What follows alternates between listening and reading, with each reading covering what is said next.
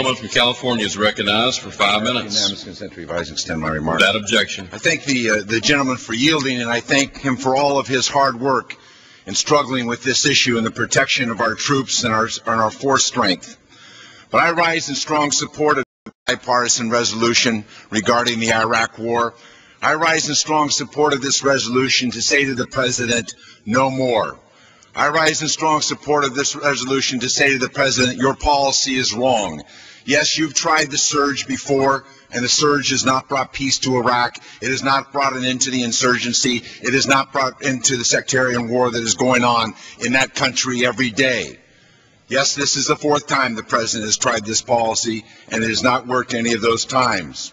When we pass this bipartisan resolution, the President should pause, because at that moment, the President will not have the support of the United States House of Representatives, and at that moment, the President will also not have the support of the people of the United States. And the President better think long and hard about if he really believes that he should commit these troops, continue to commit these troops without the authority of the people, without the authority of this Congress. Speaker, members of the House, American men and women have been fighting in Iraq they will soon begin their 5th year. And for 5 years, they have done all that we have asked them. But what we have asked them to do cannot be accomplished by the military. We have known for some time that Iraq now requires a political solution, and it requires the Iraqi government, the Iraqi people, the Iraqi society, and the communities to take hold of their country and to decide whether they want a future of continued sectarian violence or whether they want an orderly society. They must make that decision. The President has had it wrong for many, many months, for many years. He's continued to say that as the Iraqis stand up, we will stand down.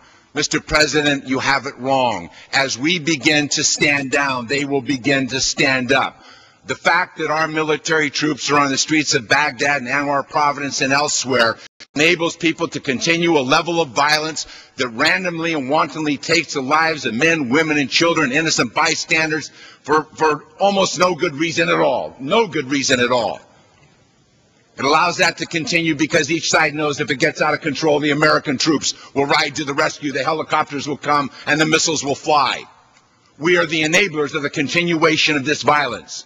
Once they have to take responsibility for their actions, once we leave, this is no longer an insurgency. This is crime on crime, Iraqi against Iraqi. And somebody's got to take the responsibility for that, and that will not be us. We will not be able to bring it to an end. The Iraqi government will be. The time has come for our troops to leave. The time has come for us to understand that we cannot cure what is wrong in Iraq.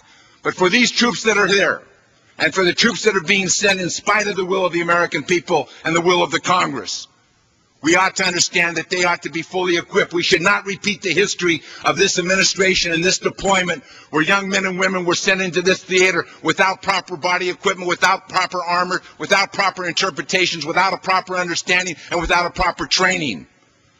Members come to this floor now for many hours and said, what is the message you're sending to your troops? What is the message the Congress is sending? What was the message this Congress sent to the troops when it allowed this president to go to war without enough troops to secure the peace?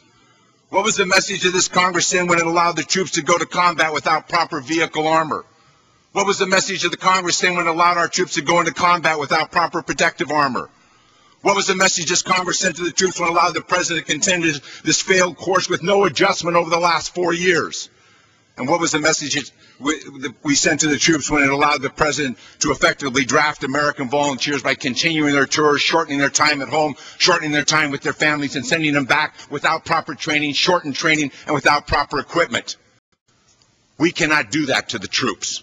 And the message of this resolution is we're not going to do that. We're not going to do that. We're going to make a pledge to you that we will not let you fight and die forever with no plan to get you out, with no exit plan for you, with no change in the policy that has led to so tragically to so many deaths and so many wounded. That's what this resolution is about. And that's the message we must send to the troops, and that's the message we must send to the Iraqi people, that they must take responsibility.